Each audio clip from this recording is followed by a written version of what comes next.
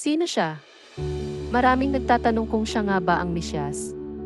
Tindig niya ang isang mabuting hari. Nagtuturo ng kaharian ng Diyos na parang pari.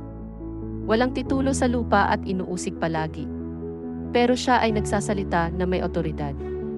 Sabi ni Jesus, Ito ay sapagkat sa ganitong paraan inibig ng Diyos ang sanlibutan, kaya ipinagkaloob niya ang kanyang bugtong na anak upang ang sinumang sumampalataya sa kanya ay hindi mapahamak kundi magkaroon ng buhay na walang hanggan. marami ang namamangha.